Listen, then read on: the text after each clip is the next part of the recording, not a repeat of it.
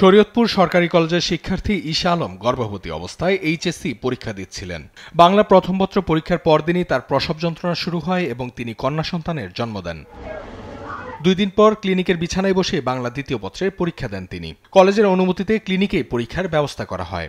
ঈশা বলেন, মনোবল থাকলে মেয়েরা যে কোনো বাধা জয় করতে পারে। মনে হয়েছে যে আমি এই অবস্থায় এক্সাম দিতে পারবো। আশা করি যতটুকু পারছি তাতে ভালো একটা নাম্বার আমি পাবো। ঈশা বিয়ের পর থেকেই পড়াশোনা চালিয়ে যাওয়ার দৃঢ় ইচ্ছা পোষণ করেন। তার স্বামীও তার এই মনোবলকে সম্মান করে পাশে দাঁড়িয়েছেন।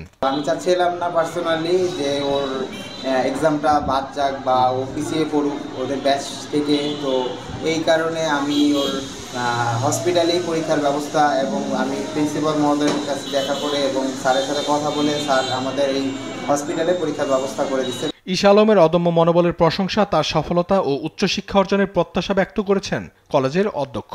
একজন মহিলার সিনিয়র শিক্ষক সহ এবং একজন লেডি পুলিশের ব্যবস্থা করে আমরা নিপুণ ক্লিনিকে মেয়েটিকে পরীক্ষা দেওয়াই। তার মনোবলকে আমরা জিয়ে রাখতে চাই, সে যেন সফল হতে পারে।